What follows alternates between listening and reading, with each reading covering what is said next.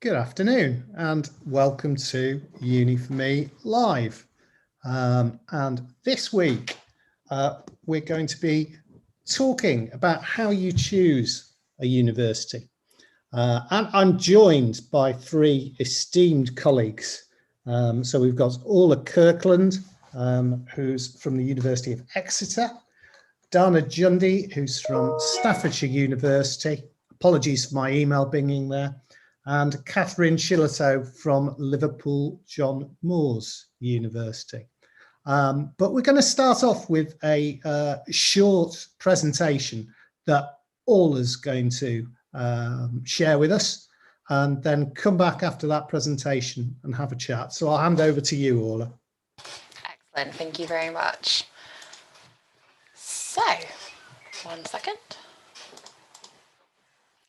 Hopefully now this is a large screen for you so you can see exactly what's going on. My name is Orla and I'm from the University of Exeter. I'm going to do a short presentation on how do I actually choose the right university for me. However, the information that I'm going to give you in this session today represents all the different universities. So it's generic advice that you can use regardless of which course or which university you apply for.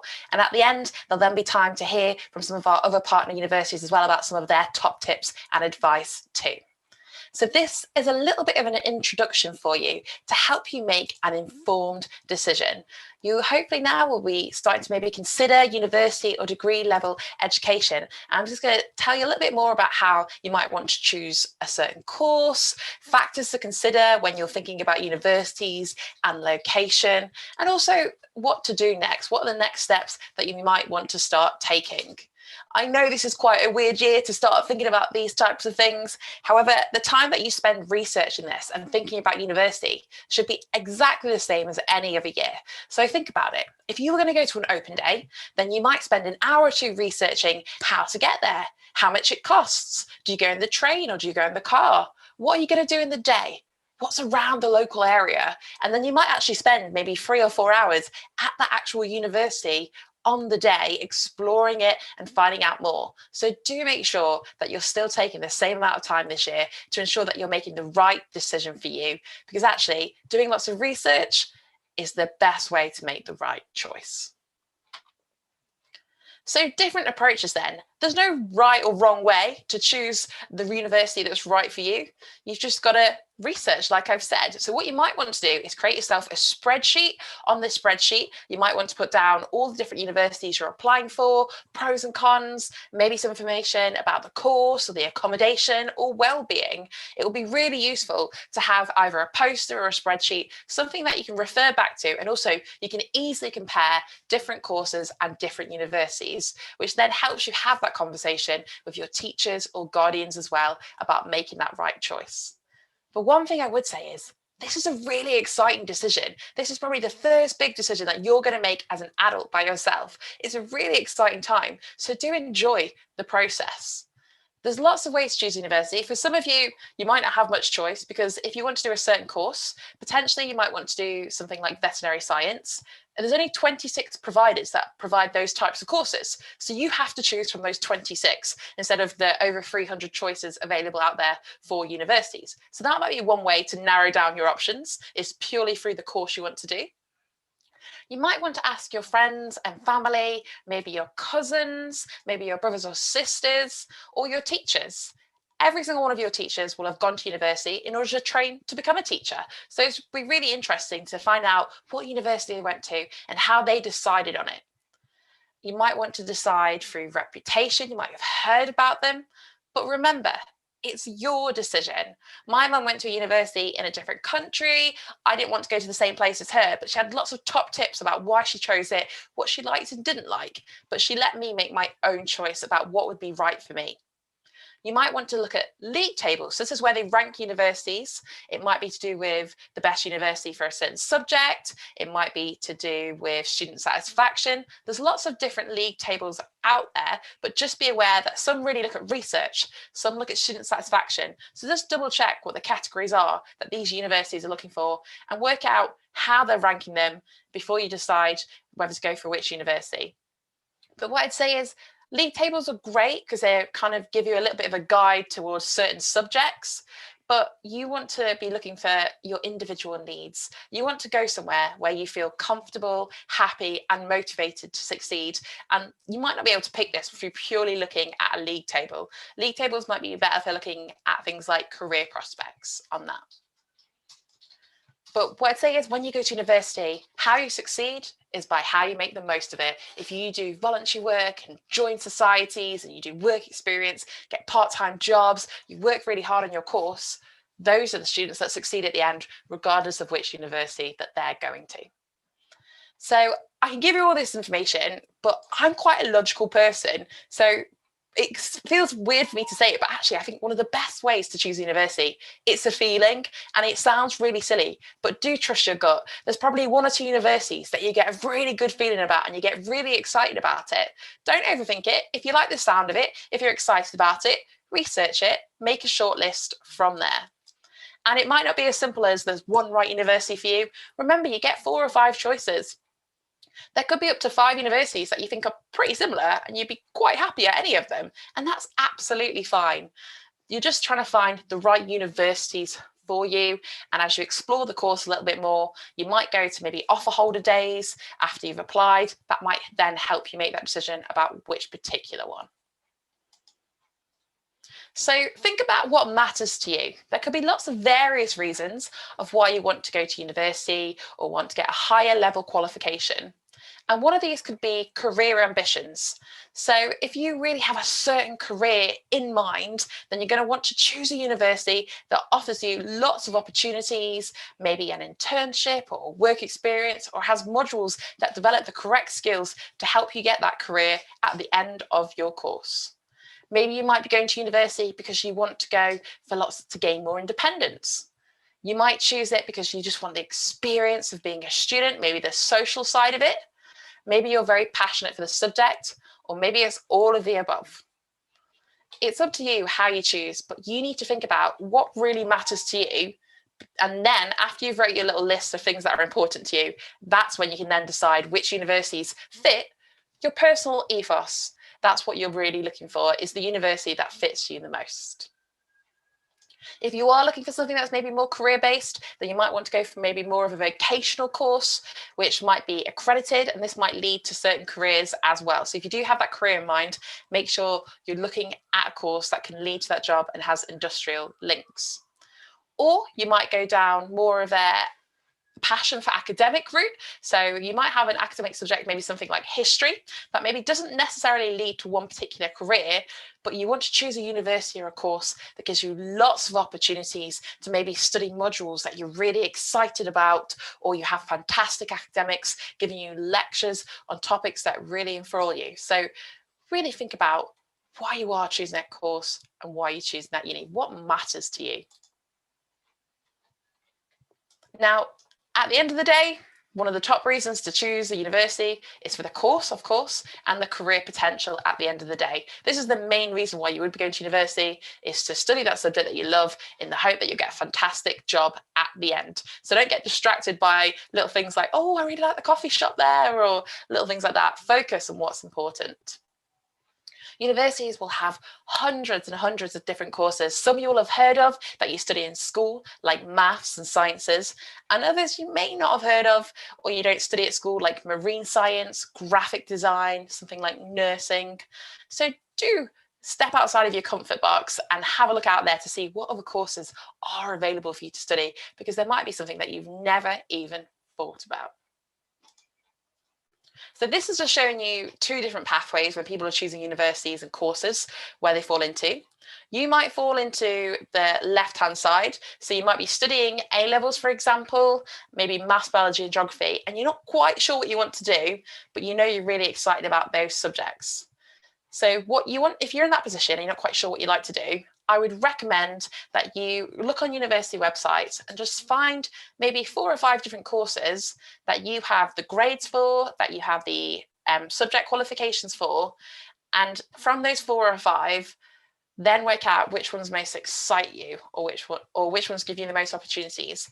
and which ones can give you transferable skills. So if you're not quite sure what to do, try and choose a university and a course to give you the most skills at the end. And this is where courses like combined honours, where you combine maybe 2 or 3 subjects together, are fantastic for giving you the opportunity to get lots of skills, but in a wide range of areas.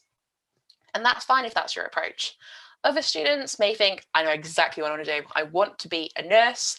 They'll know exactly what A-levels are required, and they'll be looking for certain degree programs within that. That's also fine too. And your friends might be in a different position to you. So it's completely individual, and it's fine if you're choosing a different route to it. When you have your passion for learning, then you might want to start to think about, actually, not every course is identical. So for example, if you want to study history, so there's 148 different institutions across the UK that offer history degrees. University of Exeter, we are just one of the many, and we have 2 campuses, and on both our campuses we actually teach different modules. So this is something really to be aware of, is that if you're really struggling to work out, oh, I absolutely love this university and this university, what's the difference? The main difference might be the modules that you learn about. So if you're really excited about ancient history, maybe not choose a course that's all to do with post-war modern history. Really think about, what area of that subject do you like? And that, again, will help you work out which universities have the right courses for you as well. And if you absolutely love working in a lab, or you really love doing field work, maybe you are studying drama, but you want to do a lot more hands-on practical side of it, then choose a course that allows you to do that. Think about how you like to learn. If you absolutely hate doing exams, choose a course that's basically mainly coursework. If you really like doing group projects and presentations, we'll choose a course that gives you that option to have group assessment. Think about how you like to learn, think about what really suits you, and choose a course that fits in with that. You might be choosing a course at university for the life experience. So you might want the opportunity to study or work abroad at a university across the world. Maybe you'd like to do an industrial placement year. So this is where you may work for a business or a company for 1 year to gain that experience, and then come back to university for your 3rd and final year. You might want to do field trips. You might want to do voluntary work. Think about that extracurricular side of it as well. What do you want to gain from your experience when going to university? And think about things like the student union. So you might want to get involved in societies. Maybe you play the clarinet and you want to join an orchestra. You might want to choose a university that has an orchestra that practices regularly. Maybe you like to do Irish dancing. Choose a university that has Irish dancing there. So think about what you like to do outside of university as well, and what you'd like to continue doing. Maybe sports really important to you. So sports really important, maybe choose a university that's very high in their Books League. Books is the British University and Colleges Sports League. So that just means the university probably does a lot of sport, and they have a lot of facilities and help with that. So you might want to choose a university high for that. Maybe volunteering is really important to you. Maybe you'd like to volunteer abroad. Maybe you want to get some work experience or a part-time job. So you might want to find a university that has a great career service to help and assist you with getting that part-time work and getting the work experience that you need. So also think outside of the course. What else do you want to gain? What else do you want to do? What do you see your life looking like whilst you're at university too? You could even go abroad for a university if you want to. Those options are available. There are scholarships to universities abroad. But when you're thinking about where you are going to study and the location, think about what you hate at school. Think about what you hate at college and what you absolutely love. So if your college is really big and loud and noisy and really busy, maybe you might want a slightly smaller uni or a small course where there's only 20, 30 people on it and there's lots of group work.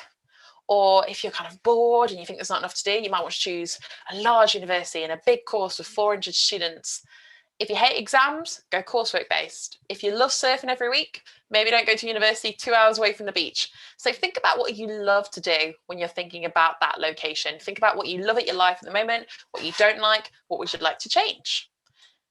Quite simply, the decision of where to study may be based on the fact that a university is quite nearby to you, and that's something that you want. You want to stay local, maybe you want to live at home. That's absolutely fine. That's a fantastic reason to choose it if that's what you'd like to do. If maybe you're supporting a family or you just prefer to be there, brilliant. If you prefer to maybe move really far away to the other side of the country and experience something slightly different, absolutely fine as well. There's no right or wrong way, and universities support students who stay at home or travel away too. There's no difference there. Also think about that students who do travel away for university, you can get things like student discount on trains and buses. Some students may love to have campus-based universities where everything's in one place, like the library, the accommodation, the lecture theatres, the food outlets and student union, whereas some students prefer it to be in the city and you have to travel around and I guess be in with everyone else who lives in that and be a little bit more part of the city-based or town-based community. You might also want to think about how you'll travel once you get to university as well. Will you be able to walk everywhere, cycle? Is everything in one place? I'd say online tours, Google Maps, Street View, they're all fantastic. And you'll have the opportunity to explore all these different campuses and locations through going onto those sites. You might want to think about personal circumstances. So cost. Absolutely, can't ignore that. So you might get a scholarship or a bursary if you go to certain universities. Accommodation will cost different amounts at different universities. You might want to think about the cost side of it. Maybe you're doing a part-time degree or a full-time degree. Sustainability, if that echoes your personal ethos, choose a university that really supports sustainability.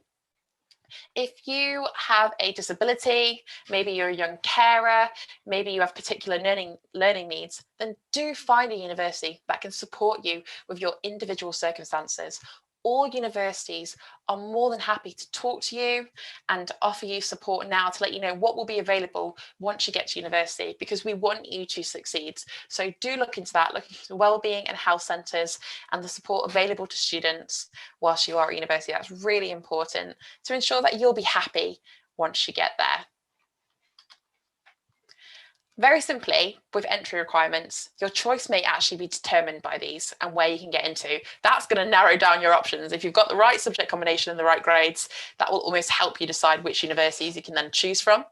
Universities are allowed to set their own entry requirements. So even though you're doing the same course, it might be different entry requirements at different universities. So do have a look at that and be aware of that. And some universities may ask for different subjects as well when you're entering into that course.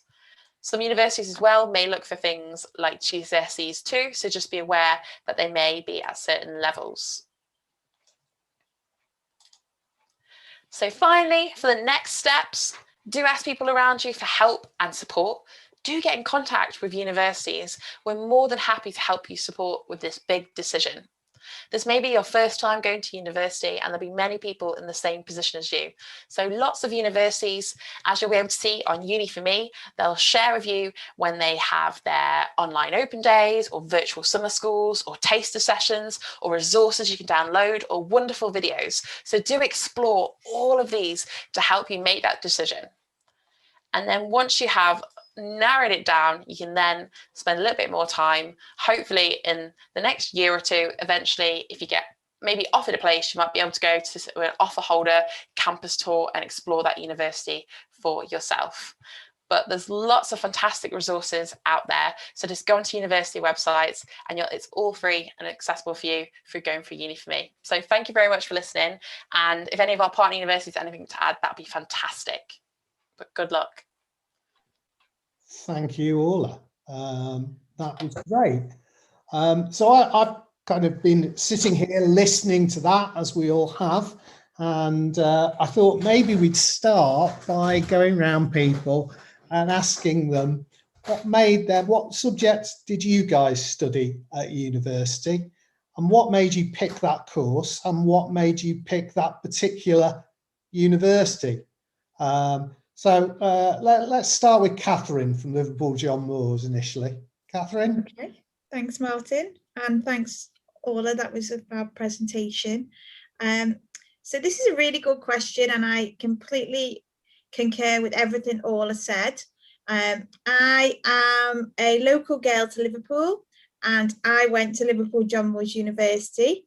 However, I think it's important to note that I went because it was the course that's right for me. So first and foremost, I think the course should be the main reason you choose your institution. Something that you're passionate, you're excited to learn more about. But I was up for going anywhere essentially. I didn't mind moving away, but I also didn't mind staying close to home. So I picked 5 institutions on my UCAS form. And one was in Scotland, one was in London, one was another one was in the Northwest, another one was Liverpool.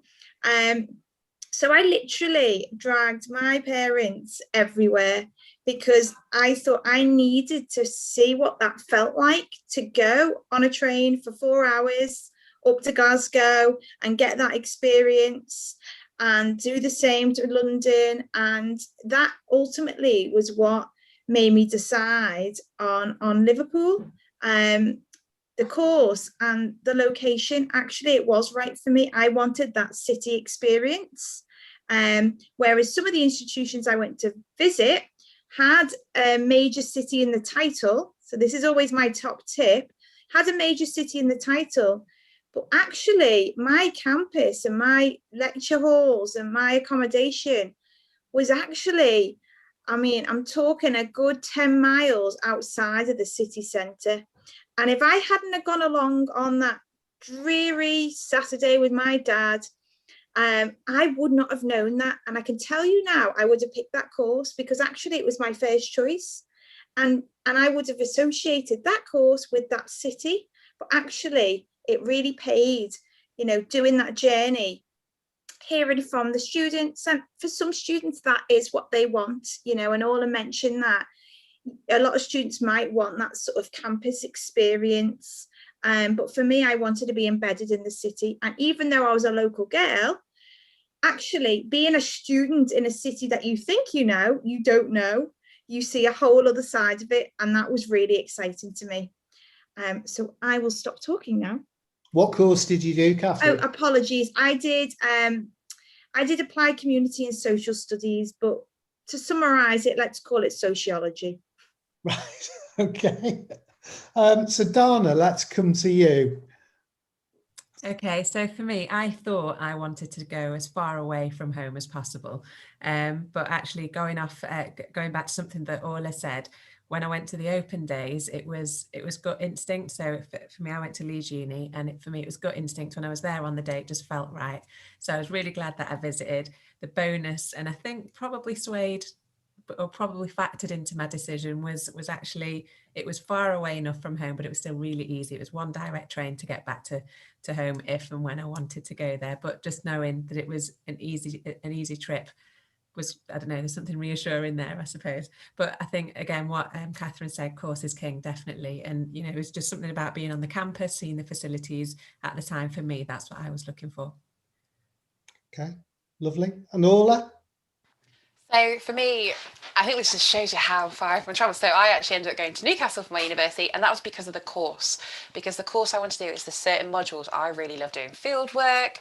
I was really excited by biology, and I really liked hearing from the academics and the research that they were interested in. They only seemed to do at that university. So that's why I chose it, because I was like, I want to be taught by these people who are really interested in the same things that I'm excited about as well. So I chose it because I really like field, rather than just sitting down every day in a lecture theatre. I like to be out and about and exploring and going on boats and going on trips. So I chose the course because of the opportunities it would give me, and also because of that I met lots of great friends who also had similar interests to me as well. So I felt like the people were just like me because they chose the same course for the same reasons.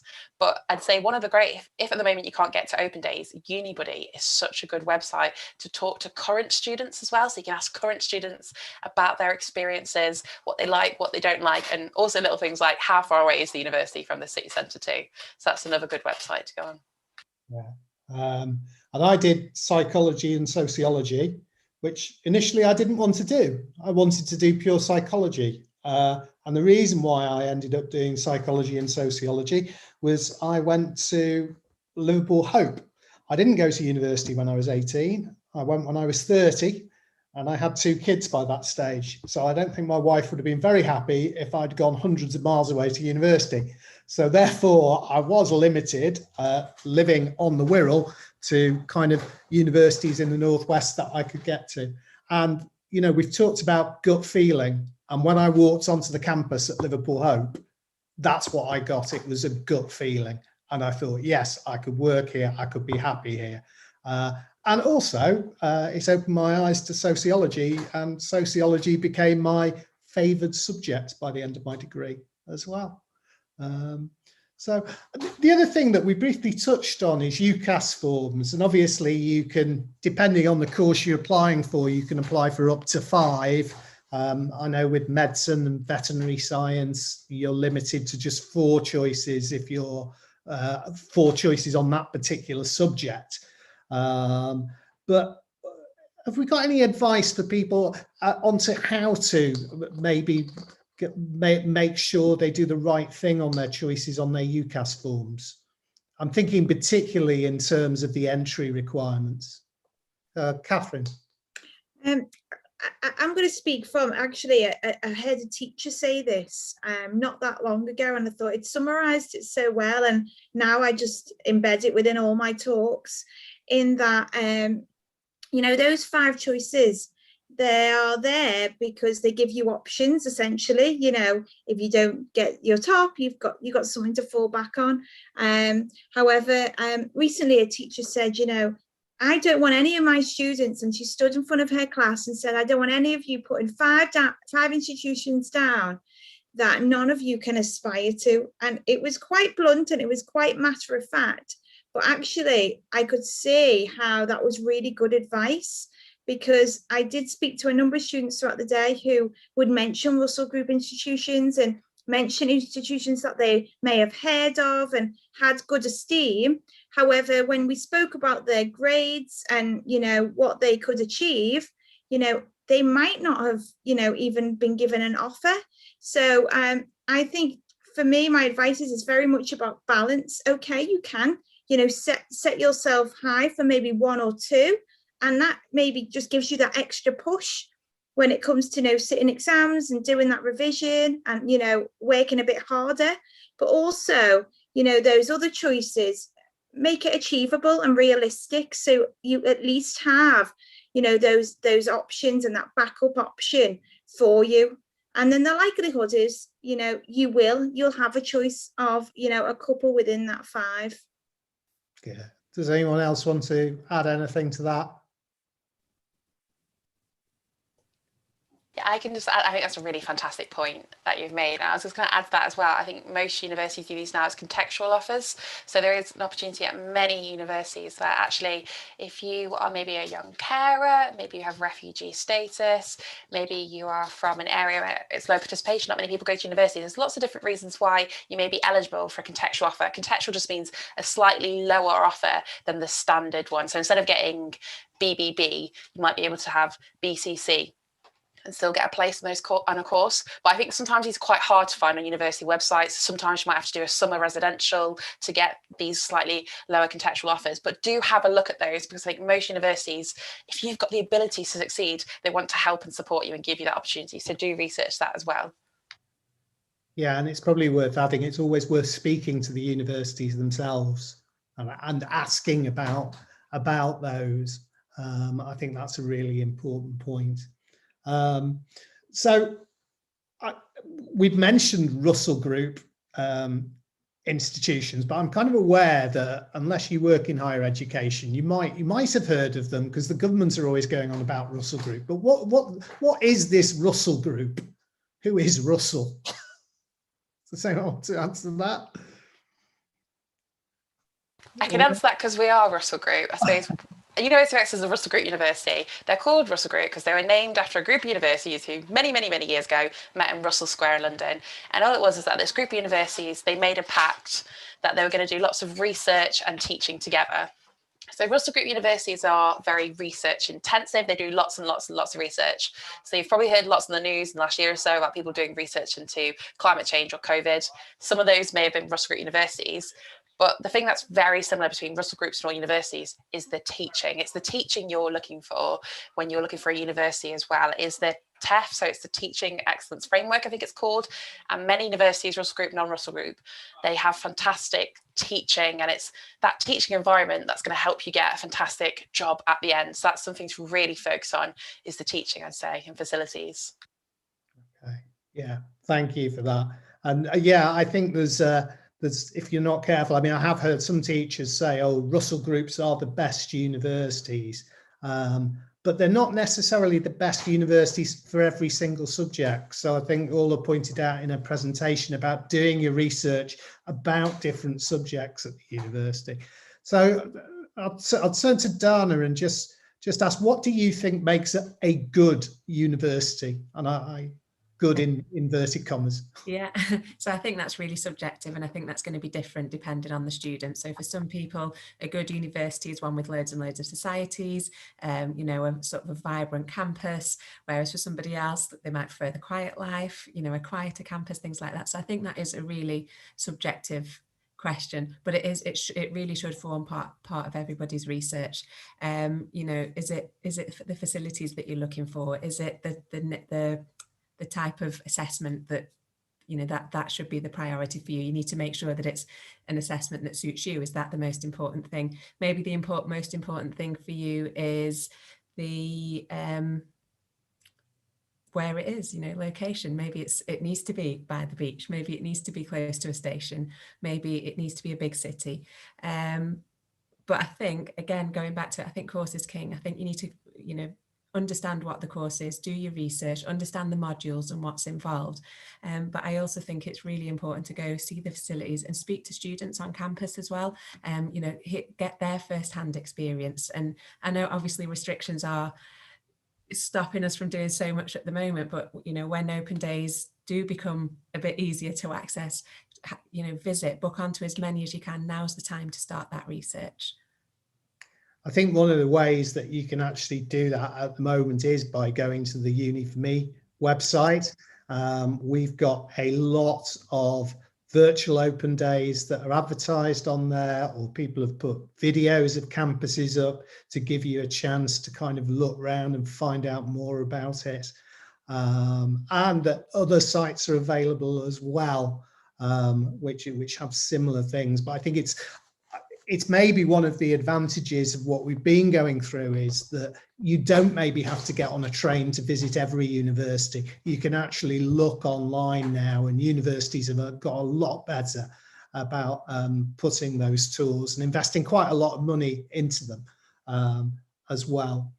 And the other thing I was conscious that we touched upon, particularly around course choices, is this. Well, I always say there's no national curriculum at university, so that a course in history can be very different. So just if anyone wanted to pick up on that and explain why that's the case. So I think it's really important that we're playing. Sorry, am I right to pick up that question? Yeah, of course, yeah. I did put my hand up, but you can't. Yeah. I think it's really important that universities are offering subjects that they have specialists in, and that is why, that's one of the reasons why the courses vary up and down the country. So if you know you've got a particular research interest or a subject interest within history, for example, then look for the lecturers, look for the, you know, the support that will be in place for you with those subjects. And that's not to say that, you know, you'll only find support if you find the specialists, but, you know, that obviously it's a huge advantage. But that is why, you know, courses across the country, you're not going to find that national curriculum. And actually that makes it a bit more interesting, and it allows lecturers and academics to teach something that they're truly passionate about and that they're really interested in, and that's going to reflect in the way that they teach and in the way that students absorb that information as well. So it's a benefit, really. Yeah, absolutely. I mean, Catherine, Orla, do you have anything to add?